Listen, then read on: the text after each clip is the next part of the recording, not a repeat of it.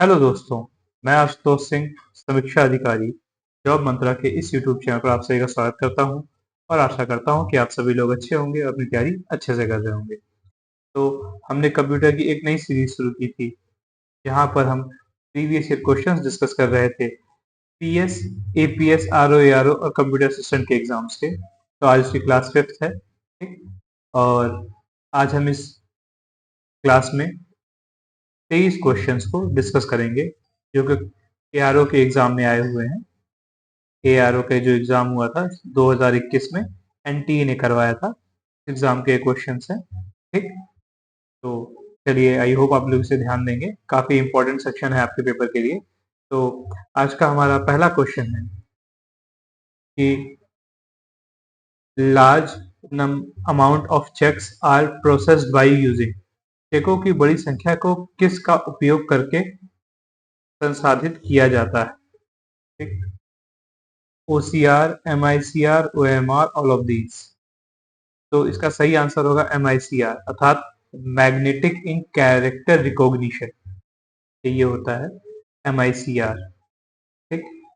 ये देखिए, चेक्स को रीड करने के लिए एक टेक्नोलॉजी होती है। आप जब चेक जाके किसी बैंक में लगाते हैं, तो चेक में नीचे यहाँ पे चेक नंबर होता है और उसके बगल में एक एमआईसीआर नंबर होता है, मैग्नेटिक इंक कैरेक्टर रिकॉग्निशन। ये कुछ अलग तरह से टाइप किया जाता है, आप देखेंगे चेक में, ठीक है। देखने में तो आपको एक नॉर्मल नंबर लगेगा, लेकिन इसे एक डिवाइस के थ्रू पढ़ा जाता है, ठीक। ये एक बैंक के पास एक डिवाइस होती है, जिससे बैंक उस चेक की वैलिडिटी करती है कि मतलब वो चेक वैलिड है, सही है, जेन्युइन है, कोई फेक चेक तो नहीं लगा दे रहा बैंक में। ये देखती है, तब उसके बाद उस चेक को पास करती है, ठीक है। तो जो चेक्स होते हैं बैंक की मशीन के थ्रू, या कह सकते हैं आप एमआईसीआर टेक्नोलॉजी के through, magnetic ink character recognition, ठीक, इस टेक्नोलॉजी के थ्रू चेक्स को पास करती है, ठीक, और प्रोसेस करती है। तो ये क्वेश्चन मैं पहले ही बता चुका हूँ। और यहाँ पे कुछ चीजें और भी हैं, जैसे एक है ओएमआर। ओएमआर तो पता होगा, आप लोग एग्जाम देते हैं, वनडे एग्जाम अगर देते होंगे तो ओएमआर शीट पे ही देते हैं, ठीक है। तो ओएमआर शीट्स को भी एक मशीन होती है, उसके थ्रू प्रोसेस किया जाता है। एक तरफ से एंट्री की जाती है, दूसरी तरफ से एग्जिट, और वो बता देती है कि कितने क्वेश्चंस पे सही टिक है, कितने पे गलत है। वो होता है ओएमआर, ठीक। फिर एक होता है ओसीआर, मतलब ऑप्टिकल कैरेक्टर रिकॉग्निशन, ठीक। Optical character recognition. आप ये मत उम्मीद करिए कि हिंदी में बताऊं, क्योंकि इंग्लिश वाले टर्म्स ही हैं, ठीक है, और इंग्लिश में ही पूछे जाते हैं। कंप्यूटर का पेपर है, इंग्लिश में ये अटेम्प्ट करिए, ज्यादा अच्छा है, ठीक। नेक्स्ट क्वेश्चन पे चलते हैं कि second generation languages are languages that consist of. जो कंप्यूटर की द्वितीय जनरेशन की भाषाएं, वे भाषाएं हैं जिनमें मशीन लैंग्वेज होती है, असेंबली लैंग्वेज होती है, जावा होती है, या विजुअल बेसिक होता है। तो जो सेकेंड जनरेशन लैंग्वेज थी, देखिए, ये जो मशीन लैंग्वेज है, ये फर्स्ट जनरेशन लैंग्वेज थी, ठीक। असेंबली लैंग्वेज ये सेकेंड जनरेशन लैंग्वेज होती है। फिर जावा कह लीजिए, या हाई लेवल लैंग्वेज जितनी भी होती है, हाई लेवल लैंग्वेजेस, ठीक है। जैसे जावा हो गया, सी हो गया, सी प्लस प्लस हो गया, फोर्ट्रेन हो गया, जितनी भी हाई लेवल लैंग्वेजेस होती हैं, वो सब थर्ड जनरेशन में आती हैं, ठीक। तो 3 जनरेशन होती हैं, तो यही पूछ रहा है सेकेंड जनरेशन में कौन सी लैंग्वेज होती थी। असेंबली लैंग्वेज होती थी, ठीक। तो देखिए, इस चीज को समझाने के लिए बता, यहाँ पे देखिए एक लगाया है मैंने स्क्रीनशॉट, कि जनरेशन ऑफ प्रोग्रामिंग लैंग्वेज, जो फर्स्ट जनरेशन थी में मशीन लैंग्वेज थी केवल। मशीन लैंग्वेज का मतलब होता है बाइनरी कोड, 0 1 करके कोडिंग की जाती थी, जो बहुत एक्सट्रीमली टफ होती थी और हर छोटी मोटी बात पे गलतियां हो जाती थी। फिर उसके बाद लैंग्वेज में सुधार हुआ, second generation language I assembly language. ये थोड़ा निमोनिक्स कोड पे बेस्ड थी, थोड़ा बाइनरी की जगह अब निमोनिक्स कोड को यूज किया जाने लगा था, तो कंपेरेटिवली इजी हो गई, लेकिन अभी भी आसान नहीं थी। फिर थर्ड जनरेशन आई, इसमें सी प्लस प्लस, जावा जैसी लैंग्वेजेस यूज हुई, इन्हें हाई लेवल प्रोग्रामिंग लैंग्वेजेस कहा गया। ये कंपेरेटिवली इजी था, ठीक। अभी मुझे थोड़ा बहुत सी प्लस प्लस आता है, बीटेक में सीखा, तो मुझे ये भी टफ लगता था, ठीक है। अब फोर्थ जनरेशन की प्रोग्रामिंग लैंग्वेजेस आ गई हैं, क्योंकि ऐसा लगता है कि आप ह्यूमन लैंग्वेजेस जो होती है ना, इंग्लिश के लेवल लैंग्वेज जैसे होती है वहां तक है। जैसे पाइथन, पाइथन लैंग्वेज बहुत ही ईजी है, इसे आप फोर्थ जनरेशन लैंग्वेज कह सकते हैं। और अब फिफ्थ जनरेशन कह सकते हैं। अब मार्केट में फिफ्थ जनरेशन आ गई, जो आर्टिफिशियल इंटेलिजेंस और न्यूरल नेटवर्क को डिजाइन करने की जो लैंग्वेजेस यूज होती है ना, वो फिफ्थ जनरेशन होती है। आपसे पूछा जा सकता है जो आर्टिफिशियल इंटेलिजेंस के लिए लैंग्वेज यूज होती है वो कौन सी हो रही है इस समय? Fifth generation. ठीक, तो ये जनरेशंस और उनके रिलेटेड लैंग्वेजेस आप याद रखेंगे। फिर नेक्स्ट क्वेश्चन पे चलते हैं कि trackball is an example of an. Trackball एक उदाहरण है प्रोग्रामिंग डिवाइस का। नहीं नहीं, ट्रैक बॉल कहाँ से कभी प्रोग्रामिंग डिवाइस होगी? ना ना ना, ये एक डिवाइस है। ठीक है, अरे ये लेकिन प्रोग्रामिंग डिवाइस थोड़ी है, ये पॉइंटिंग डिवाइस है।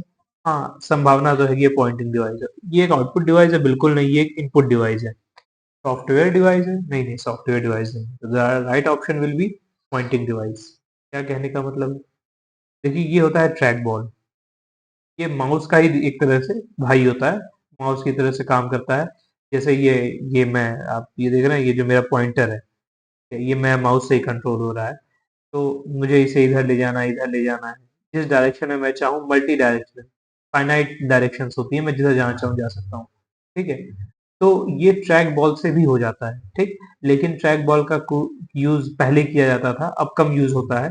कुछ स्पेशल केसेस हैं जहाँ ट्रैक बॉल का यूज किया जाता है, जैसे डिजाइनिंग में होता है। ठीक है, वहां पे ट्रैक बॉल का यूज होता है। वो आपके लिए बहुत इंपॉर्टेंट नहीं है, आप बस याद रखिए कि ट्रैक बॉल एक इनपुट डिवाइस है, और इनपुट डिवाइस में क्या करने के काम में आता है? ये पॉइंटिंग करने के काम में आता है।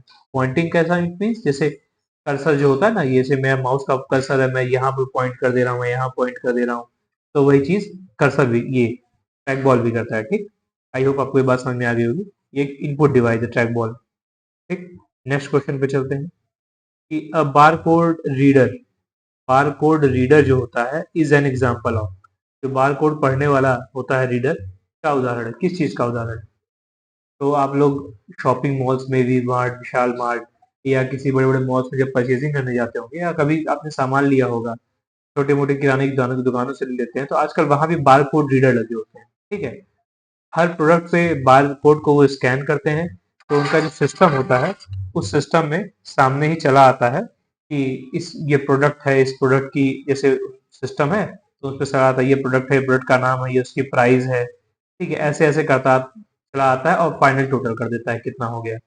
ठीक है, तो ये जो बार कोड रीडर होता है ये क्या होता है, ये पूछा जा रहा है। ये कोई प्रोसेसिंग डिवाइस है? बिल्कुल नहीं। स्टोरेज डिवाइस है? ना, स्टोर कहाँ कुछ कर रहा है। ये एक इनपुट डिवाइस है, बिल्कुल सही, क्योंकि आप इसे सिस्टम में इनपुट्स भेज रहे हैं। ठीक है, ये आउटपुट नहीं दे रहा आपको, क्या दे रहा है? इनपुट दे रहा है एक्चुअली, सिस्टम को इनपुट दे रहा है। ठीक, कि ये चीज, ये प्रोडक्ट आया है मेरे सामने। ठीक, तो ये हो गया बारकोड रीडर। बहुत ही जनरल यूज होने वाले डिवाइसेस हैं, बहुत इनमें बताने वाली चीजें नहीं है, आप लोग रोज रूबरू हो रहे होंगे इन चीजों से।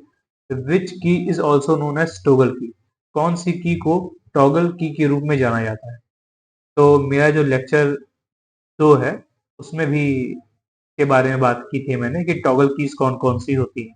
ठीक है, अगर आप उस लेक्चर को देख के आ रहे होंगे तो आपको जरूर पता होगा कि 3 ही टॉगल कीज होती हैं। एक होती है caps lock, num lock, scroll lock. Insert भी होती है, बट इंसर्ट को यूज लगभग ना के बराबर होता है। ठीक है, तो ये 3 कैप्स याद रखिएगा toggle keys, caps lock, num lock and scroll lock. Toggle keys को इंट्रोड्यूस किया गया था माइक्रोसॉफ्ट ने पहली बार। इसमें किया था विंडोज 95 में किया था। क्यों यूज किया? जो डिसेबल्ड लोग होते हैं, जो लोग दिमाग से थोड़ा सा डिसेबल्ड होते हैं या आंखों से देखने में जो समस्या होती है, उनके लिए टॉगल की इसको यूज किया गया था। ठीक है, मतलब मान लो कोई लोग हैं जिन्हें स्मॉल लेटर्स पढ़ने में दिक्कत आ रही है, ए बी सी डी उन्हें पढ़ नहीं पढ़ पा रहे हैं, लेकिन कैपिटल पढ़ पा रहे हैं। ठीक है, तो अब बार बार वो शिफ्ट दबा के कैपिटल लेटर्स लिखे, तो ये कोई सही बात नहीं है। तो उनके लिए क्या ला गया?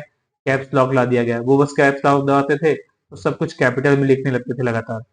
तो ऐसा था, इसलिए लाए गए थे टॉगल कीज। ठीक है, कंप्यूटर में 3 टॉगल कीज होते हैं। मैं ये दिखा दे रहा हूँ आपको, जूम करके लगाया है मैंने। देखिए, तो ये रहा टॉगल कीज। तो एक होता है कैप्स लॉक, यहाँ पे होता है ये लोअर केस को अपर केस और अपर केस को लोअर केस में बदलने काम में आता है। दूसरा होता है स्क्रोल लॉक, जो आपके पेज की स्क्रोलिंग को रोक देता है, पेज ना ऊपर जा पाता है ना नीचे, जहां आप दबा देंगे पेज में रुक जाएगा। फिर तीसरा होता है नम लॉक, जो ये नंबर की पैड होते हैं ना, उसको बंद करने के या चालू करने के काम में आता है ये नम लॉक। तो ये 3 टॉगल कीज होती हैं, इनके यूजेस मैंने आपको बता दिए हैं। आई होप आपको ये चीज समझ में आ गई होगी, ईजिएस्ट है। ठीक, तो चलिए अब देखिए क्वेश्चन रिपीट हो रहे हैं, इसीलिए प्रीवियस ईयर क्वेश्चन करके जाने होते हैं। प्रीवियस ईयर क्वेश्चन से ही आपको क्वेश्चन बन जाएंगे। ठीक है, कुछ नया नहीं है कंप्यूटर में पढ़ने के लिए। Title bar, ribbon, status bar, views and document working are components of, यहाँ पे फिल इन द ब्लैंक्स है, विच प्रोग्राम। टाइटल मतलब शीर्षक, बार, रिबन, स्टेटस बार, व्यू और डॉक्यूमेंट वर्किंग फिर किस प्रोग्राम के घटक। तो अब देखिए, इसको यूज करने वाले लोग जानते हैं। आप सिस्टम धीरे यूज करेंगे तो आप समझ जाएंगे ये कहाँ पे पूछना चाह रहा है। टाइटल बार, टाइटल बार कहाँ होगा, जहाँ पे ये देखिए इसको कहते हैं टाइटल बार। यहाँ पे टाइटल बार होता है, ये टाइटल यहाँ पे जो भी आप डॉक्यूमेंट यूज कर रहे हो तो सर टाइटल लिखा होता है। ठीक, विंडो, इस जगह को कहते हैं विंडो, डॉक्यूमेंट विंडो, जहां आप कोई भी काम करते हैं। ठीक है, फिर रिबन, रिबन देखिए ये जो ऊपर ये वाला हिस्सा होता है ना, ये इसे वो रिबन कहते हैं ये। ठीक, टाइट देखिए टाइटल बार ये लिखा है टाइटल बार। ठीक, और एक स्टेटस बार, स्टेटस बार ये जो नीचे होता है ना, ये स्टेटस बार होता है। तो ये सभी चीजें कहाँ देखने को मिलती है, माइक्रोसॉफ्ट वर्ड में मिलती है। ठीक है, तो uh title bar, ribbon, status bar, views and document workspace, ठीक, are components of the word program. कोई भी वर्ड प्रोग्राम जो होता है उसके कंपोनेंट्स होते हैं। और सबसे मोस्ट पॉपुलर वर्ड प्रोग्राम कौन सा है, माइक्रोसॉफ्ट वर्ड। तो ये सब किसके कंपोनेंट है, एक तरह से माइक्रोसॉफ्ट वर्ड के कंपोनेंट है। ठीक है, तो अब देखिए हम आपके जो एग्जाम है, कैसे कैसे लोग पेपर सेट करते हैं। क्या ये विंडोज का घटक होता है, मतलब कंपोनेंट होता है? नहीं। ब्राउजर का होता है? बिल्कुल नहीं। एक्सप्लोरर का होता है? एक्सप्लोरर भी क्या है, एक ब्राउजर ही तो होता है। नहीं। वेबसाइट का? नहीं। तो ये सभी ऑप्शन गलत है। ठीक है, ऑल ऑप्शंस आर रॉन्ग। लेकिन अब उन्होंने बना दिया है तो बना दिया है, और उन्होंने अपने हिसाब से आंसर मार दिया है विंडोज। कहाँ से विंडोज के घटक है? नहीं है। ये सब किसके हैं, माइक्रोसॉफ्ट वर्ड के हैं। आप चाहें तो अपनी ओर से भी देख लीजिएगा। ठीक है, मैंने बहुत सर्च किया, समझा, देखा, पढ़ा। ठीक है, माइक्रोसॉफ्ट वर्ड ही इसका एग्जैक्ट आंसर होगा। जब भी मैं आपको अलग से थोड़े आंसर्स बताता हूँ ना, तो उसके लिए मैं बहुत पढ़ता लिखता हूँ, चीजों को देखता हूँ नेट पे, किताबों में, ताकि मैं कहीं गलत ना बता बैठूं। आप फिर कल ब्लेम करेंगे कि आपने ये चीज गलत बताई थी। नहीं। ठीक है, तो ये चीज है। तो इसका सही आंसर होगा माइक्रोसॉफ्ट वर्ड। कल फिर आ जाए एग्जाम में तो माइक्रोसॉफ्ट वर्ड ही मारिएगा, विंडोज मत मारिएगा। माइक्रोसॉफ्ट वर्ड नहीं रहा तो फिर विंडोज ही मार दीजिएगा, क्या करेंगे। The OCR recognizes the fill in the blanks of the characters with the help of light source। OCR प्रकाश स्रोत के द्वारा यहाँ पे किस कैरेक्टर को पहचानता है, कैरेक्टर की साइज को पहचानता है, या आकार को पहचानता है, या रंग को, या यूज्ड इंक को। अब पहली बात, ओसीआर होता क्या है? ओसीआर का फुल फॉर्म होता है ऑप्टिकल कैरेक्टर रिकॉग्निशन। मैंने पहले क्वेश्चन बताया है। ये क्या होता है, जैसे मान लीजिए आपके पास एक पेज है, उस पर बहुत सारे वो डॉक्यूमेंट फॉर्म है। अब आप, ये एक डिवाइस होती है, स्कैनर किसको कहते हैं, आपके आपका आजकल मोबाइलों में भी स्कैनर होता है, उसे इस पे से गुजारते हैं। तो वो स्कैनर हर एक एक जो जो भी डॉक्यूमेंट है उसको पढ़ता आता है। ठीक है, और सॉफ्टवेयर के पास इनपुट भेजता है। तो जो सॉफ्टवेयर होता है वो क्या करता है, स्कैन, जो डॉक्यूमेंट जो भी होता है उसे ब्लैक एंड व्हाइट इमेज में बदलता है। ठीक, और जो ब्लैक इमेज होती है उसे समझ जाता है कि वो कैरेक्टर है, और जो व्हाइट इमेज होती है उसको बैकग्राउंड समझ जाता है। ठीक है, तो क्या करता है, एक तरह से इमेज को एक टेक्स्ट फॉर्म में बदल देता है। कौन? OCR, optical character recognition. ठीक, तो ओसीआर एक टेक्नोलॉजी है जिससे आप एक हार्ड डॉक्यूमेंट को, हार्ड कॉपी जो डॉक्यूमेंट होती है उसको सॉफ्ट कॉपी में बदल सकते हैं। ठीक है, कंप्यूटर में सेव कर सकते हैं। ठीक, तो ये सब तो चलिए आपके जानने के लिए बातें थी। अब ये पूछ रहा है कि इसमें लाइट सोर्स का यूज होता है। तो वो जो कैरेक्टर पढ़ता है ना, ये स्कैनर कैरेक्टर की किस चीज को पढ़ता है, साइज को पढ़ता है, उसके शेप को पढ़ता है, उसके कलर को, या यूज्ड इंक को। अब ये बताइए, जैसे यहाँ लिखा है आशुतोष, मेरा नाम ही है, ASHUTOSH। अब जो स्कैनर है वो क्या पढ़ेगा, मतलब उसे स्कैन करना है ये लेटर्स कि क्या स्कैन करेगा, इसका इंक? नहीं, बिल्कुल नहीं, वो ब्लैक एंड व्हाइट में बात को समझता है। यूज्ड इंक से उसको कोई लेना देना नहीं, आकार से उसको कुछ लेना देना नहीं, तो किसी से मतलब उसको साइज से कोई लेना देना है कि नहीं, कितना बड़ा या छोटा है, नहीं नहीं, उसको लेना देना किसी से आकार से, शेप से, कि वो शेप्स कैसी हैं। ये ए है तो समझ में आएगा, ये एस है, ये एच है, ये टी है, यू है, ऐसे करके, ठीक है। तो किससे मतलब होता है, शेप से। जो भी अल्फाबेट्स लिखे होते हैं, जो भी चीजें लिखी होती है, उनके शेप को समझता है। अगर हिंदी में लिखा होगा तो हिंदी वाले को समझेगा, उर्दू फारसी जिस भाषा में भी लिखा होगा उसे समझेगा। तो किस चीज को समझेगा, उसके केवल शेप को समझेगा, ना साइज से उसे कोई मतलब, ना कलर से, और ना यूज्ड इंक से, ठीक। तो आई होप आपको ये चीज समझ में आ गई होगी। फिर नेक्स्ट क्वेश्चन पे चलते हैं कि file extension are used in order to. File extension किस लिए प्रयुक्त होते हैं? फाइल का नाम देने के लिए? नहीं। Ensure the file name is not lost, यह सुनिश्चित करने के लिए फाइल का नाम न खो जाए, ये कब से होने लगा ना। आइडेंटिफाई द फाइल, फाइल को पहचान करने के लिए? नहीं। फाइल आइडेंटिफाई द फाइल, बिल्कुल सही, फाइल के प्रकार की पहचान करने के लिए। देखिए होता क्या है, जैसे आपके सिस्टम्स में बहुत तरीके के फाइल्स होती हैं, ठीक है।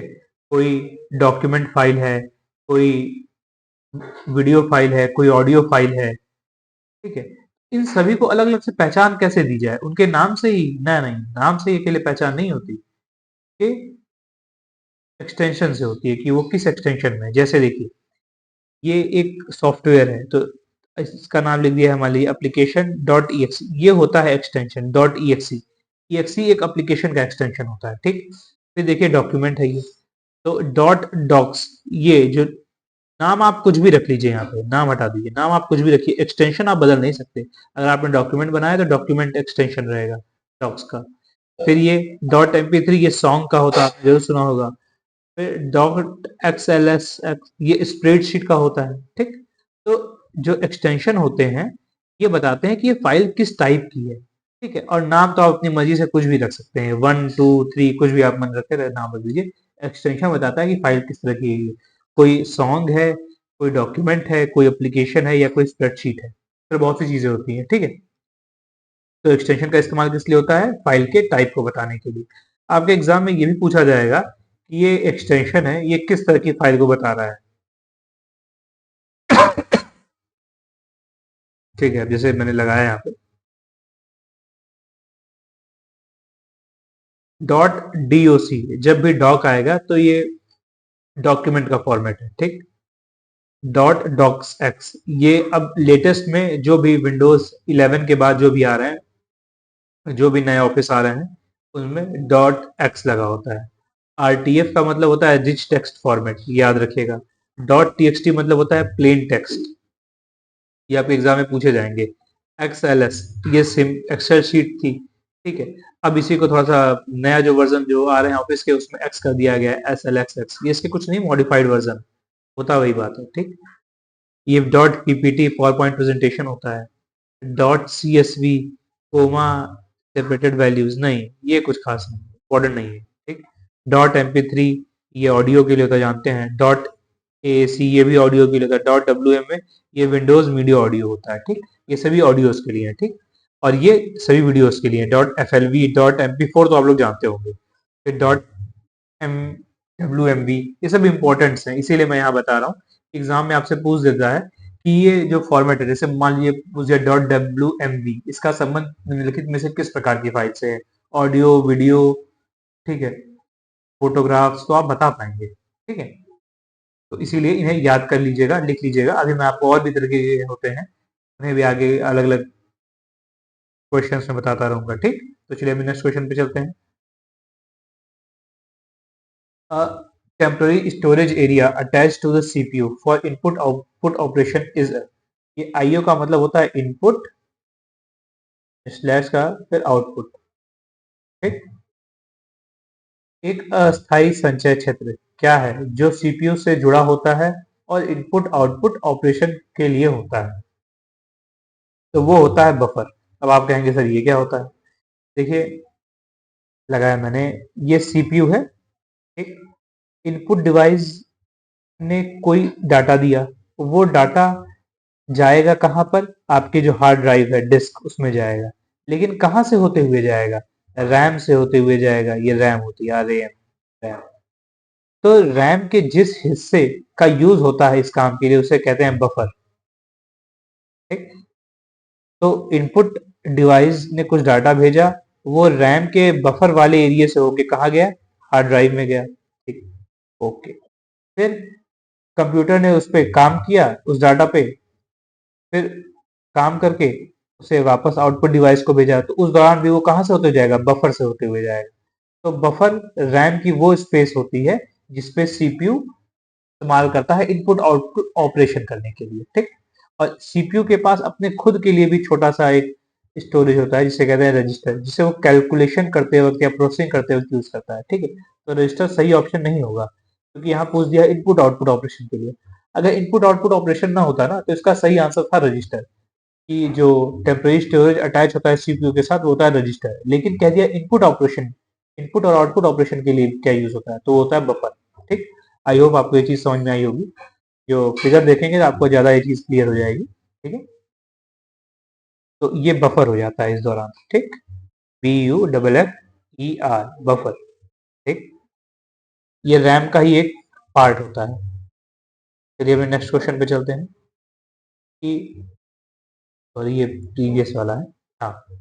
What type of device is a digital camera? Digital camera किस प्रकार का रहता है? ये एक इनपुट डिवाइस है, बिल्कुल सही। ये आउटपुट डिवाइस है ना बाबू। स्टोरेज डिवाइस है ना। ऑल ऑफ द अबव, बिल्कुल नहीं। The right option will be A. आपको पता है, ये देखिए डिजिटल कैमरा आजकल यूज होता है, ये वेब कैम है। ठीक है। ये आपकी फोटोज लेता है। कंप्यूटर में क्या करता है? ये इनपुट करता है, भेजता है कंप्यूटर को, और कंप्यूटर से प्रोसेस करता है इस इमेज को। ठीक। जैसे देखिए डेस्कटॉप लगा है, ये जूम कॉलिंग हो रही है, तो ऊपर एक कैमरा लगा हुआ है, आपकी फोटो ले रहा है ये। ठीक। और यहीं पे कहीं दिखा रहा होगा आपको। ठीक। तो इसे क्या कहते हैं? ये एक इनपुट डिवाइस है। Digital camera is input device.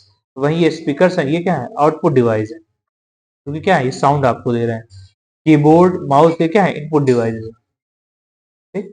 Keyboard और माउस से क्या इनपुट डिवाइस है, क्योंकि क्या रहे हैं, आपसे इनपुट ले रहे हैं। ठीक। तो ये चीजें हैं, इनपुट और आउटपुट डिवाइस मैं पहले ही बता चुका हूँ, बताता रहूंगा, बहुत ही इजी चीजें होती हैं। ठीक। नेक्स्ट क्वेश्चन पे चलते हैं कि first computer mouse was built by, पहला कंप्यूटर माउस किसके द्वारा बनाया गया था? तो इसका सही आंसर है डगलस इंगलबर्ट। ये मुझे याद है, रटा हुआ है जुबान पे, क्योंकि ये बहुत हर एग्जाम में पूछा गया है। क्योंकि बहुत सी चीजें होती है कंप्यूटर में अटैच, जैसे स्पीकर, कीबोर्ड, माउस, कैमरा। लेकिन आपसे पूछा केवल हमेशा जाता है किसके बारे में? माउस के बारे में। कि माउस का डिस्कवरर या इन्वेंटर कौन है, तो वो है डगलस इंगलबर्ट। कब ढूंढा था? 1963 से 64 के बीच। ये इंपॉर्टेंट नहीं है कि कब ढूंढा था, बस ये इंपॉर्टेंट है कि कौन, किसने ढूंढा था? डगलस इंगलबर्ट ने। और पहला माउस देखिए कुछ ऐसा दिखता था, देखिए लकड़ी का बना हुआ है, नीचे ये बॉल होती थी, इससे वो यहाँ एक तरफ यहाँ ऐसी बॉल होती थी जो दाएं बाएं जाती थी, एक ऐसी इधर यहाँ पे होती थी जो आगे पीछे जाने के लिए इसका यूज होता था, और दाएं बाएं जाने के लिए इस बॉल का यूज होता था। ठीक है। तो ये था पहला माउस जो कि डगलस इंगलबर्ट ने बनाया था। ठीक। याद रख लीजिएगा, रट डालिएगा, बहुत ही इंपॉर्टेंट क्वेश्चन है। अगला क्वेश्चन है, to measure the speed of a processor. ठीक है। Dot dot dot, fill in the blanks, is use. Processor की गति मापने के लिए का उपयोग होता है?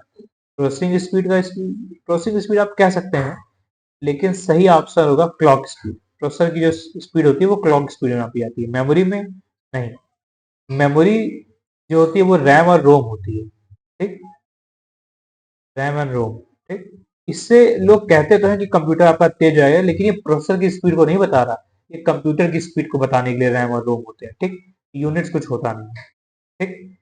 क्लॉक स्पीड देखिए, ये आप अपने सिस्टम की डिवाइस स्पेसिफिकेशन खोलेंगे तो आपको वहां प्रोसेसर का नाम दिखाएगा। जैसे यहाँ लिखा है इंटेल कोर i3। ठीक है। और ये i3 में फिर ये इस पे पूरा नाम है i3 3110M, ये इसकी सब कैटेगरी है। तो यहाँ लिखा है @2.40 गीगाहर्ट। यही क्या है? स्पीड है। 2.40 गीगाहर्ट क्या है? इसकी स्पीड है। ठीक। यही पूछ रहा है कि जो प्रोसेसर की जो स्पीड होती है वो किसमें मापी जाती है? गीगाहर्ट में मापी जाती है। और जितनी ज्यादा होगी स्पीड, उतना तेज चलेगा आपका प्रोसेसर। ठीक। इसे दूसरी लैंग्वेज में क्लॉक स्पीड भी कहते हैं। तो the speed of a processor is measured in gigahertz, बहुत ही इंपॉर्टेंट बात है, which is unit of frequency. किसकी यूनिट होता है गीगाहर्ट्ज? फ्रीक्वेंसी की। आपने पढ़ा होगा एक हर्ट्ज होता है फ्रीक्वेंसी की, फिर मेगा हर्ट्ज होता है, फिर उसका भी बाप होता है गीगाहर्ट्ज। ठीक है, तो ये एक तरह से क्या है, फ्रीक्वेंसी की यूनिट्स है। That equals 1 billion hertz. Processor speed is also known as clock speed. देखिए यहाँ पूछ दिया है, यही था आंसर आपका, क्लॉक स्पीड भी इसको कहते हैं, और CPU speed. It's measure of how many cycle a CPU can execute पर सेकेंड। इसका मतलब होता है कि एक सीपीयू एक सेकंड में, तो एक सेकंड में कितनी cycles, number of cycles complete कर सकता है। कहेंगे ये साइकिल जो क्या होती है, आप ये मतलब भी ध्यान रखिए, बाद में कभी बताएंगे, अभी तो बस याद रखिए कितने नंबर ऑफ साइकिल कंप्लीट कर सकता है। अब जैसे एग्जांपल के लिए, CPU with a clock speed of 3 gigahertz can process 3 billion cycles पर सेकंड। ये याद रखिएगा, ये आपके एग्जाम्स में पूछा जा सकता है, बहुत ही अच्छी चीज है कि सीपीयू की स्पीड अगर 3 गीगाहर्ट्ज है तो उसका मतलब क्या होगा, उसका मतलब ये होगा कि वो प्रोसेस कर सकता है 3 बिलियन साइकिल्स पर सेकंड। ठीक, चलिए अपने नेक्स्ट क्वेश्चन पे चलते हैं। ये चीज आपको समझ में आ गई होगी, नहीं आई होगी तो अपने मोबाइल और लैपटॉप को खोलिएगा, वहां पे आपके प्रोसेसर की स्पीड जरूर दिखाती है। The language used for development of various games. विभिन्न खेलों को विकसित करने के लिए भाषा का उपयोग होता है। किस भाषा का उपयोग होता है? सी प्लस प्लस, जावा और एसक्यूएल। वैसे तो देखिए गेम का डेवलपमेंट करने के लिए सभी लैंग्वेज का यूज होता है, ठीक, all language are okay, but सबसे ज्यादा किसका यूज हो रहा है, कौन सी सबसे मोस्ट अप्रोप्रिएट लैंग्वेज है आज के समय, वो है सी प्लस प्लस और सी डैश। ये दो लैंग्वेजेस का यूज होता है गेम के डेवलपमेंट करने के लिए। अब जैसे कुछ फेमस गेम्स के मैं आपको यहाँ दिखाना चाहता हूँ। हाँ, आपने सुना होगा कॉल ऑफ ड्यूटी, एक गेम आता है, सिस्टम और मोबाइल पे दोनों पे आता है। इसको डेवलप करने के लिए 3 लैंग्वेज यूज की गई है, देखिए सी डैश, पाइथन और सी प्लस प्लस। तो दोनों इंपॉर्टेंट लैंग्वेज है, सी डैश भी है और सी प्लस प्लस है। इसी तरह GTA 5 बहुत ही बढ़िया गेम है, मैंने थोड़ा बहुत खेला है। इसके लिए अनरियल इंजन 4 एक लैंग्वेज है। ये इंजन है, वैसे एक इंजन है, गेम को प्रोसेस करने के काम में आता है। फिर सी प्लस प्लस यूज किया गया है, जावा यूज किया गया है। ठीक है, देखिए यहाँ भी जावा देखने को मिल रहा है। मैं थोड़ा सा फिगर इधर शिफ्ट कर देता हूँ ना।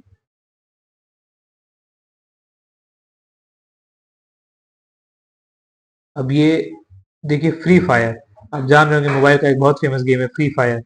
इसके लिए सी डैश का इस्तेमाल किया गया, पाइथन का और यूनिटी करके एक है उसका। तो देखिए सी डैश या सी प्लस प्लस आपको देखने को मिल जा रहा है, बहुत ही फेमस लैंग्वेज है ये। बाकी कोई लैंग्वेज भले रिपीट ना हो रही है, ये लैंग्वेज रिपीट हो रही है।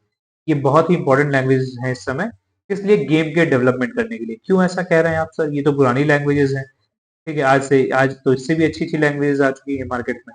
क्यों इन लैंग्वेज का? क्योंकि जो गेम के जो इंजन्स हैं, जो बहुत फेमस इंजन्स हैं, एक है आपका यूनिटी और एक है अनरियल इंजन 4। ये दोनों, इन दोनों लैंग्वेज को बहुत ही अच्छे से सपोर्ट करते हैं। ठीक, तो जिस कारण से आज भी लोग गेम्स इसी में डेवलप करते हैं। ठीक, तो जैसे काउंटर स्ट्राइक, अगर आपने कभी खेला होगा, काउंटर स्ट्राइक बहुत फेमस गेम था। ठीक है, जिसमें कॉलेज में लोग लैन पे कनेक्ट करके खेलते थे। तो ये सी प्लस प्लस में डेवलप किया गया, बताइए।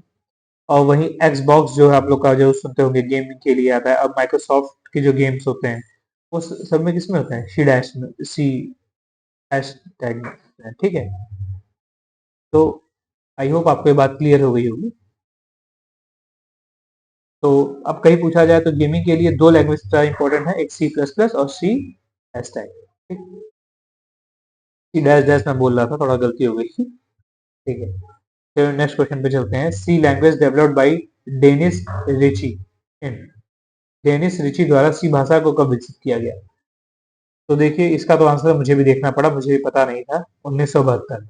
ठीक है, एक्चुअली मुझे बस ये पता था कि किस लैंग्वेज को किसने विकसित किया, लेकिन कब किया ये याद नहीं था। अब इसने भूले बैठ के पूछ दिया है क्वेश्चन, तो हमें बताना है 1972 में। अब आप याद रखिएगा, किसी एग्जाम में पूछ दिया जाए तो। ठीक है, सी लैंग्वेज इंपॉर्टेंट है इसलिए।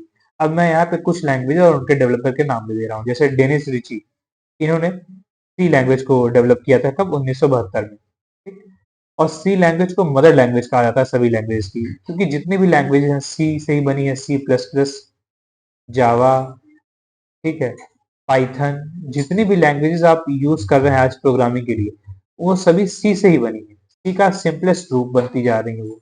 ठीक है, लेकिन आज भी किसी बच्चे को सबसे पहली लैंग्वेज अगर सीखनी हो तो लोग कहते हैं कि सी ही सीखनी चाहिए, क्योंकि ये क्या है, मदर लैंग्वेज है। सभी जितनी भी लैंग्वेज आज डेवलप हो रही है इसी से डेवलप होती है, ठीक है। तो आप ये याद रखेंगे, आप एग्जाम में पूछा जा सकता है कि किसे मदर लैंग्वेज कहते हैं, तो सी लैंग्वेज को कहते हैं। किसने डेवलप की? डेनिस रिची ने। एप्पल जानते हैं एप्पल के प्रोडक्ट्स, तो एप्पल के पास अपनी खुद का एक लैंग्वेज है जिसे कहते हैं स्विफ्ट, ठीक, जो कि 2014 में डेवलप की थी एप्पल ने, ठीक है। तो Swift is official language for iOS development and is popular choice for young developers, freelancer and programmers.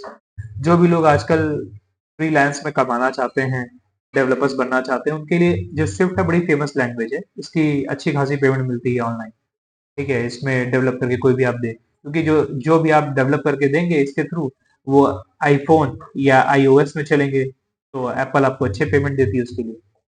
फिर मॉन्टी पाइथन। मॉन्टी पाइथन कौन थे? ये पाइथन के डेवलपर थे, ठीक। इन्होंने लेट 1980s में किया, ठीक। फिर है रैसमुल लेफोर्ट, ठीक है।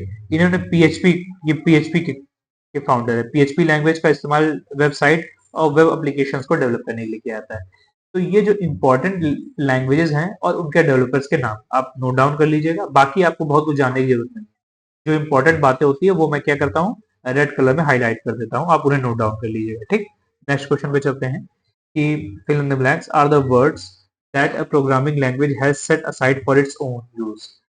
फिर यहाँ fill in the blanks वे शब्द हैं जिसमें प्रोग्रामिंग भाषा को अपने उपयोग के लिए एक तरफ रख दिया गया है। क्या होता है कि प्रोग्रामिंग लैंग्वेज जैसे मान लीजिए सी है या सी प्लस प्लस है, आप उसमें प्रोग्रामिंग कर सकते हैं। अपनी लैंग्वेजेस जो प्रोग्रामिंग लैंग्वेज है कमांड यूज करते हुए आप यूज कर सकते हैं। लेकिन फिर भी कुछ लैंग्वेजेस होते हैं, कुछ वर्ड्स होते हैं जो उसमें क्या होते हैं, रेस्ट्रिक्टेड होते हैं, आप नहीं यूज कर सकते। क्यों नहीं यूज कर सकते? क्योंकि जो लैंग्वेज है वो अपने लिए उन्हें रिजर्व रखी हुई है, ठीक, कि वो अपने लिए यूज करेगी। अगर आप यूज कर लेंगे तो वो क्या यूज करेगी, ठीक है। तो वो रिजर्व कर रखी होती है उन लैंग्वेज को, इसीलिए जो लैंग्वेज उन वर्ड्स को रिजर्व करती है, जिस कारण से उन्हें क्या कहते हैं, रिजर्व वर्ड्स कहते हैं, ठीक। The right option will be C. तो reserve words are words in a programming language that have a special meaning, क्या इनकी स्पेशल मीनिंग्स होती है, and can not be used as variable and function names, इनको variable और function name की तरह use नहीं किया जा सकता। They look like normal words but they are not allowed to be used in the same way. तो जो रिजर्व वर्ड्स होते हैं वो आपको नॉर्मल ही लगेंगे, लेकिन आप उसे प्रोग्रामिंग में यूज नहीं कर सकते, क्योंकि वो स्पेशल मीनिंग वाले होते हैं और जो लैंग्वेज होती है उसे अपने लिए रिजर्व रखती है, इसीलिए नाम क्या है, रिजर्व वर्ड्स। आसान है याद रखना।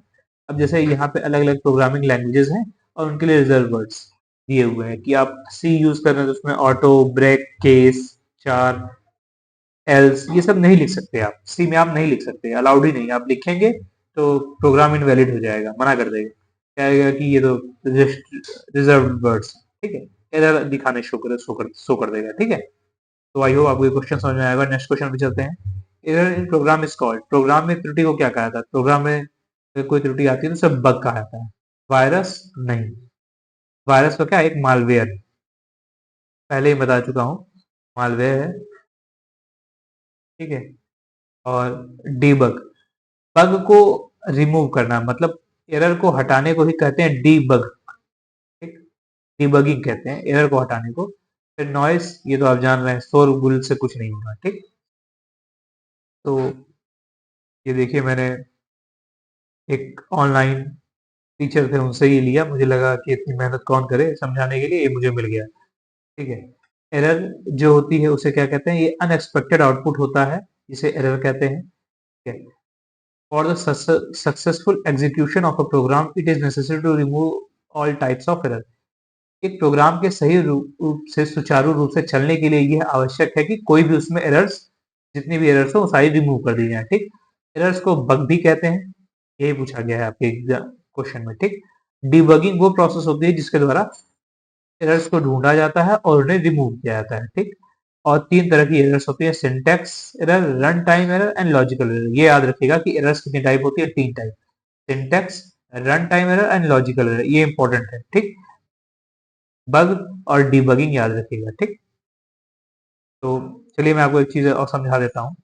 ये सपोज टू बी, आपने एक प्रोग्राम बनाया जो ये कह रहा है कि 1 + 2 = अब दिखाएगा 3, ठीक है। 2 + 3 = दिखाएगा 5, ठीक है।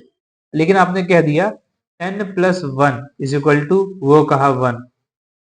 तो आप कहेंगे ये कैसे, ये तो गलत है, ये दोनों तो सही है, ये दोनों गलत कैसे आ गया, मतलब आपके प्रोग्राम में गलती है, इसी को कहते हैं बग या एरर।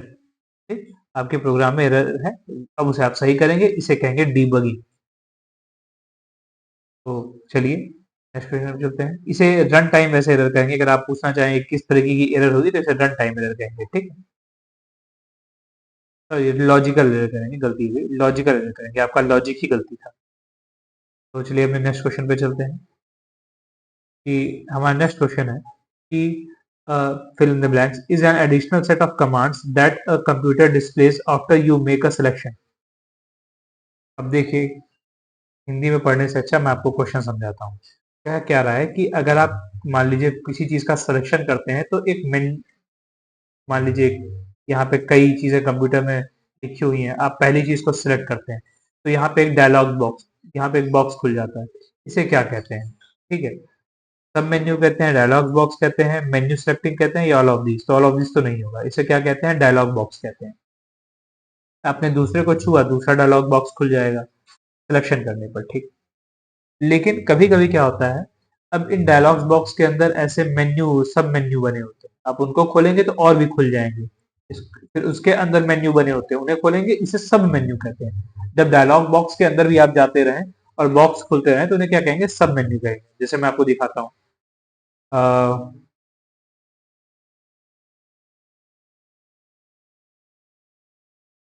देखिए यहाँ पे ये एक ऑप्शन, ये एक प्रोग्राम है, उसमें ऊपर ये ट्रेस है, ये क्या है? Menu bar. ठीक है, ये मेन्यू बार है, आप उस पर गए, जैसे ही आप उस पर हुए, ये क्या हो गया? मेन्यू पूरा, जो आपका मेन, जो ट्रेस से रिलेटेड जितने भी फॉर्मेट थे मेन्यू के, वो खुल गए। अब जैसे ही आप ट्रेस पे, इस पे क्लिक करेंगे, किस, ये वाई स्केल पे इन्होंने क्या किया है? क्या है? सेलेक्ट किए हैं, तुरंत ये क्या खुल गया? इसको कहते हैं डायलॉग बॉक्स। ठीक, ये पूरा चौकोर सा जो खुला है ना, ये डायलॉग बॉक्स है। ठीक, अब इसमें भी आप वाई स्केल जो लिखा है इसको छू क्लिक किए हैं, तो अब ये फिर से खुल गया ये डायलॉग बॉक्स। तो आप सिलेक्शन कर रहे हैं तो क्या खुल रहा है? डायलॉग बॉक्स खुल रहा है, यही पूछा है आपसे। ठीक, ये सिलेक्शन करने पर क्या खुलते हैं? डायलॉग बॉक्स खुलते हैं। ठीक, आई होप आपको ये चीज समझ में आई होगी। ठीक है, तो चलिए अपने नेक्स्ट क्वेश्चन पे चलते हैं। नेक्स्ट क्वेश्चन है कि the impact printers are, impact printer है। अब ये तीन तरह के प्रिंटर्स के नाम है, dot matrix, drum, inkjet, both A and B. तो इम्पैक्ट प्रिंटर इनमें से कौन है? डॉट मैट्रिक्स, हाँ ये इम्पैक्ट प्रिंटर होता है। ड्रम, हाँ ये भी एक इम्पैक्ट प्रिंटर होता है। इंकजेट, ये इम्पैक्ट प्रिंटर नहीं होता। तो the right option will be D, both A and B are the right answer. देखिए प्रिंटर्स दो तरीके के होते हैं, इम्पैक्ट प्रिंटर्स मतलब जो छपाई करते वक्त इम्पैक्ट करते हैं, मारते हैं, कागज पे मार मार के प्रिंटिंग करते हैं, उसे इम्पैक्ट प्रिंटर करते हैं। तो जब मारेंगे तो क्या करेंगे? नॉइजी होंगे, आवाज करेंगे। वही नॉन इम्पैक्ट प्रिंटर्स जो आवाज नहीं करते हैं, इम्पैक्ट भी नहीं मारते हैं। ठीक है, इनकी टेक्नोलॉजी दूसरी होती है, इनमें आवाज नहीं आती। जो मॉडर्न हम लोग प्रिंटर्स यूज करते हैं वो नॉन इम्पैक्ट प्रिंटर्स होते हैं। ठीक, चलिए अब ये जो इम्पैक्ट प्रिंटर होते हैं वो भी दो तरीके के होते हैं, एक होता है डॉट मैट्रिक्स और एक होता है डेजी व्हील। ठीक, ये दोनों क्या होते हैं? इम्पैक्ट प्रिंटर्स होते हैं। अब जैसे ये मैंने लगाया है फिगर ना, ये किसका है? Dot matrix. आप रेलवे की अगर कभी टिकट कराने गए होंगे, खिड़की पे, मतलब ऑफलाइन टिकट कराने अगर कभी आप खिड़की पे गए होंगे तो वहां पे जब टिकट बुक करते हैं ना, तो वो लोग जो प्रिंटर यूज करते हैं बहुत पिछले जमाने का होता है, एक जमाने पुराना।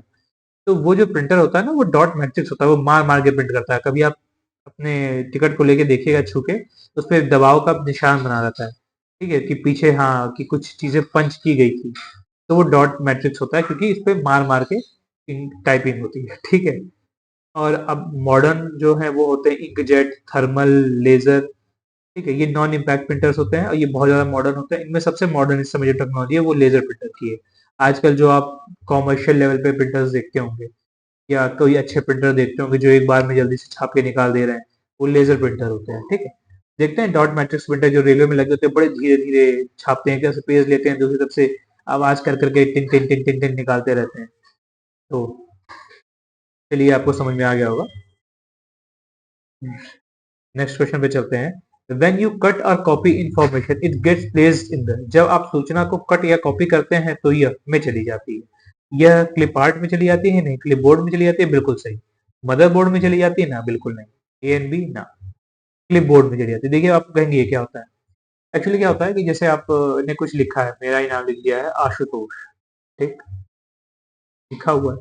अब आप इसको पूरा के सिलेक्ट किए, कैसे सिलेक्ट किए, कंट्रोल प्लस ए दबा के, सी टी आर, मैं आपको और भी चीजें बता, कंट्रोल प्लस ए दबाए, आप इसको सिलेक्ट कर लिए। अब क्या दबाए, कैस कंट्रोल प्लस एक्स दबा दो, ठीक है, मतलब कट कर लो इसको, यहाँ से कट कर लो। जैसे ही आप कंट्रोल प्लस एक्स दबाएंगे, आपका ये पूरा कंटेंट स्क्रीन से गायब हो जाएगा, आपने गायब कर दिया। अब आप दूसरी जगह गए, ठीक, तो आपने वहां पे क्या, control plus T R L, control plus V दबा दिया, इसका मतलब था पेस्ट, तो वहां से फिर पे आशुतोष पेस्ट हो गया, ठीक।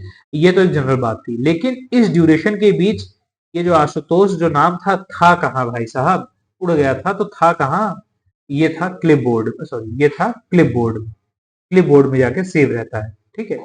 और आप जैसे ही आप बुलाते हैं कंट्रोल प्लस वी दबा के, वो वापस चला आता है वहां पे, ठीक है।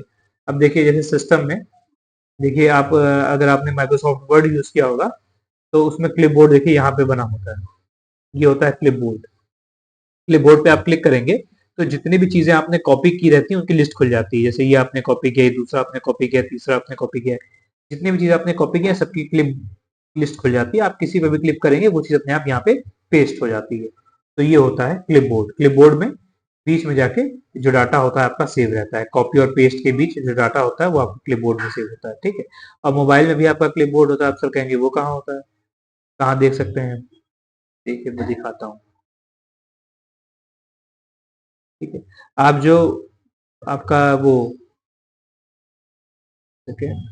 कीबोर्ड होता है ना जिससे आप टाइपिंग करते हैं, कीबोर्ड में एक तरफ ऑप्शंस होते हैं, उन ऑप्शन, ये जो तीन बटन होते हैं, जब इनको क्लिक करेंगे तो आपका ये एक नया पूरा विंडो खुल जाएगा, ठीक है, जो आपके मोबाइल में, यहाँ पे जो लिखा होता है क्लिपबोर्ड, कभी इस पर क्लिक करके आप देखिएगा जितनी भी चीजें आपने कॉपी की होंगी सब वो क्लिपबोर्ड में रहेंगी, अगर कुछ नहीं कॉपी किया रहेगा तो इंक्टी रहता है, ठीक है। तो आई होप अब यहाँ पे आप थोड़ा सा देख पाएंगे, आपको इंटरेस्टिंग लगेगा क्लिपबोर्ड क्या होता है, ठीक है, आगे के लिए याद रखिएगा। चलिए, to move to the beginning of a line of text, press the key. एक टेक्स्ट की लाइन के आरंभ में जाने के लिए कुंजी दबाई जाती है। देखिए एक पेज है, बहुत सारी लाइनें लिखी हुई हैं, आपका कर्सर यहाँ है, अब आपको एकदम टेक्स्ट की शुरुआत में जाना है, यहाँ पे आप क्या दबाएंगे, आप दबाएंगे होम, आप यहाँ पहुंच जाएंगे। अब आप कहेंगे सर मुझे इंड में ना जाके, शुरू में ना जाके लास्ट में जाना है, इंड में जाना है, तो आप क्या दबाएंगे, ईड, ठीक है, इंड दबाएंगे, शॉर्टकट होता है, तो आप लास्ट में आ जाएंगे डॉक्यूमेंट के, ठीक। तो पेज अप दबाएंगे तो पेज अगले ऊपर वाले पेज पे चले जाएंगे, पेज डाउन दबाएंगे तो पेज के नीचे वाले पेज पे चले जाएंगे, ठीक है। तो शॉर्टकट्स होते हैं, तो इसका सही आंसर क्या होगा, होम। होम दबाने से आप डॉक्यूमेंट के पहली लाइन में पहुंच जाएंगे, ठीक। तो देखिए कुछ इस प्रकार से, देखिए बहुत सारे शॉर्टकट्स मैंने लगा दिए, पहले ही बताता रहा हूँ, फिर से बता दे रहा हूँ। अब कुछ स्पेशल शॉर्टकट्स बताऊंगा, वही जो पुराने हैं घिसे पिटे वो नहीं बताऊंगा। कंट्रोल प्लस एन, न्यू, याद रखिएगा, open new blank document, control plus open करने के लिए होता है, कंट्रोल प्लस डब्ल्यू क्लोज करने के लिए होता है, S control plus S save करने के लिए, F12 बड़ा इंपॉर्टेंट है, F12 यहाँ पे आप नोट डाउन कर लीजिएगा। Open the save as dialog box, control plus Z बजा चुका हूँ, अंडू करने के लिए होता है, कंट्रोल प्लस वाई रीडू करने के लिए, कंट्रोल प्लस ए सिलेक्ट ऑल करने के लिए, कंट्रोल प्लस सी कॉपी करने के लिए, कंट्रोल प्लस एक्स कट करने के लिए, कंट्रोल प्लस वी पेस्ट करने के लिए, कॉपी फॉर्मेटिंग ये नहीं, कंट्रोल शिफ्ट ये इंपॉर्टेंट होता है, कंट्रोल शिफ्ट ये भी इंपॉर्टेंट नहीं है, कंट्रोल प्लस पी पेस्ट करने के लिए होता है, कंट्रोल प्लस पी बोल्ड करने के लिए, control plus I italic, control plus U underline, control plus R, हाँ ये देखिए इस बार ये तीनों आ गए, इंपॉर्टेंट है। Control plus R right align करने के लिए, control plus left left align करने के लिए, कंट्रोल प्लस सी सेंटर में अलाइन करने के लिए, इंपॉर्टेंट है, पहले नहीं बता पाया था। कंट्रोल प्लस जे ये जस्टिफाई करने के लिए होता है, ठीक है, इंपॉर्टेंट है। Control one control plus one दबाएंगे तो जो जितनी भी लाइन है उनके बीच सिंगल स्पेसिंग आ जाएगी, कंट्रोल प्लस टू दबाएंगे तो जो लाइन है उनके बीच डबल स्पेसिंग आ जाएगी। अब F7 ओपन स्पेल चेक, ये भी इंपॉर्टेंट है, ये बता रहा हूँ, शिफ्ट ओपन द ट्रेजर नहीं, control plus inter insert a new page नहीं, शिफ्ट इंटर नहीं, F1 होपर, हाँ ये इंपॉर्टेंट है, escape हाँ क्लोज करने के लिए इंपॉर्टेंट है, कंट्रोल शिफ्ट लेस देन का सिंबल ये फॉन्ट की साइज को डिक्रीज करता है, कंट्रोल शिफ्ट ग्रेटर देन का सिंबल ये इंक्रीज करता है फॉन्ट की साइज को, ठीक। कंट्रोल प्लस एफ ये फाइंड एंड रिप्लेस करने के लिए होता है, आप प्रीवियस बता चुका हूँ, आपके एग्जाम में आया ही है। ठीक है, F5 डायलॉग बॉक्स खोलने के लिए होता है, कंट्रोल प्लस जी भी होता है। होम और इंड अभी आपके एग्जाम में आ चुका है। जंप स्टार्ट या इंड पे जाने के लिए होता है, कंट्रोल प्लस के। हाइपरलिंक इंसर्ट करने के लिए होता है। इंसर्ट ये इंपॉर्टेंट नहीं है, ये भी इम्पोर्टेंट नहीं है, ये भी इम्पोर्टेंट नहीं है, ये भी इम्पोर्टेंट नहीं। बाकी ये सब बहुत इम्पोर्टेंट है, ये इम्पोर्टेंट। बाकी तो मैं बता चुका हूँ। ठीक है, ये ज़्यादा मतलब पहले जो जनरल चीज़ें बता चुका हूँ उनको मैं इम्पोर्टेंट नहीं बताया हूँ। इस बार जो कुछ नए बता रहा हूँ मैं आपको, वो ज़्यादा इम्पोर्टेंट है। ठीक, चलिए अपने नेक्स्ट क्वेश्चन पे चलते हैं कि the fill in the blanks program is used to convert mnemonics code to machine code. इस प्रोग्राम का प्रयोग निमोनिक्स कोड को मशीन कोड में परिवर्तित करने के लिए होता है। डीबग का नहीं, डीबग का इस्तेमाल तो प्रोग्राम में डीबगिंग करने के लिए होता है, मतलब एरर को ढूंढने के लिए होता है। सी प्लस प्लस ये एक प्रोग्रामिंग लैंग्वेज है। फोर्ट्रेन ये भी एक प्रोग्रामिंग लैंग्वेज है। Assembler, the right answer will be assembler. तो देखिए तीन तरह के ट्रांसलेटर्स होते हैं, एक असेंबलर होता है, एक कंपाइलर होता है, एक इंटरप्रिटेटर होता है। ठीक, तो क्या होता है, इन्हें ट्रांसलेटर क्यों कहा जाता है? क्योंकि ये ट्रांसलेट करते हैं। किसे ट्रांसलेट करते हैं? हाई लेवल लैंग्वेज को लो लेवल लैंग्वेज में। जैसे हाई लेवल प्रोग्रामिंग लैंग्वेज है,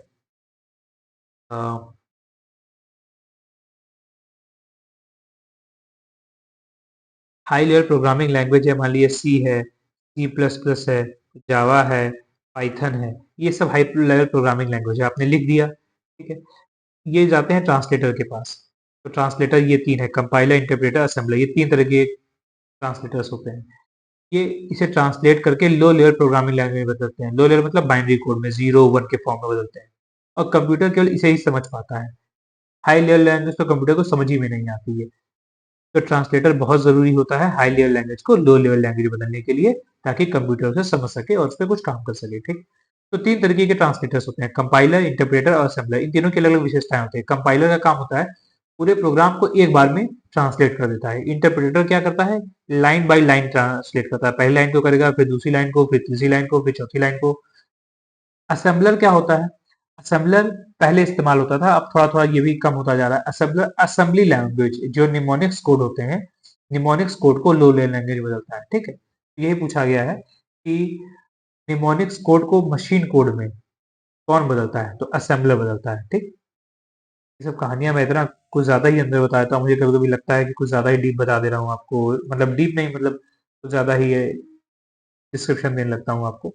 बता दीजिएगा अगर आप ज्यादा डीप लगे तो। ठीक है, तो laser printers belongs to, laser printer संबंधित है लाइन प्रिंटर से। नहीं, अब लाइन प्रिंटिंग का जमाना थोड़ी ना रह गया। पेज प्रिंटिंग से बिल्कुल सही।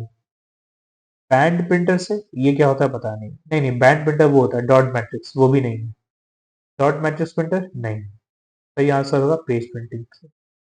अभी मैंने बताया था कि प्रिंटर दो तरह के होते हैं, एक इम्पैक्ट प्रिंटर्स और एक होता है non impact printers. Impact printer impact करके प्रिंटिंग करते हैं। इसमें दो तरह के प्रिंटर्स आते हैं, एक डॉट मैट्रिक्स और एक डेजी व्हील। ठीक, इनकी बात तो की ही नहीं गई है। दूसरे होते हैं नॉन इम्पैक्ट प्रिंटर्स। इसमें पहले इंकजेट आया, फिर थर्मल आया, और सबसे लेटेस्ट है लेजर टेक्नोलॉजी जो आजकल यूज हो रही है। ये दोनों लेजर ही हैं, आप देखे होंगे इन दोनों को जनरल हर जगह यूज होते हुए। ये दोनों लेजर प्रिंटर्स ही हैं। ठीक है, हाई कोर्ट में तो यही प्रिंटर यूज होता है, बहुत अच्छा प्रिंटर होता है। ठीक, एचपी का होता है। तो ये एक साथ पूरे पेज को प्रिंट करते हैं, इसीलिए कहा जा रहा है कि क्या है, पेज प्रिंटर्स हैं। अब आप कहेंगे सर लाइन प्रिंटर क्या होता है? डॉट मैट्रिक्स या डेजी व्हील ना लाइन प्रिंटर्स होते हैं एक तरीके से। ये पहले एक लाइन को प्रिंट करते हैं, फिर दूसरी लाइन को, फिर तीसरी लाइन को। जो रेलवे में मैं बताया था ना टिकट प्रिंट करने के लिए यूज होते हैं, वो यही यूज होते हैं, डॉट मैट्रिक्स डेजी व्हील। ये लाइन बाय लाइन प्रिंट करते हैं, इसीलिए टिकट धीरे धीरे निकलती है आवाज करते हुए। ठीक है, तो आई होप आपको ये चीज समझ में आ गई होगी। तो इस प्रकार से आज हमने अपने 22 क्वेश्चंस को डिटेल में डिस्कस किया है। तो आई होप आपको ये सेशन अच्छा लगा होगा। अपना जो भी प्यार है कमेंट बॉक्स में ज़रूर बताएं कि आपको ये सेशन कैसा लगा। ठीक है, इसी तरह की आगे, ताकि मैं सीरीज लेके आ सकूं। कि कमेंट मैं आगे चल के, अभी तो PYQ की सीरीज करवा रहा हूँ। ठीक है, आगे मैं चल के आपके क्लासेस भी ले लूंगा कंप्यूटर्स की। ठीक है, ताकि आपके जितने भी डाउट्स हैं या ये चीज़ें, जितने भी क्वेश्चन है, वो एक जगह कंपाइल हो जाए सारे। ठीक है, और ठीक है, तो अपना प्यार बनाए रखिए, अपना लाइक और सब्सक्राइब और सपोर्ट देते रहिएगा।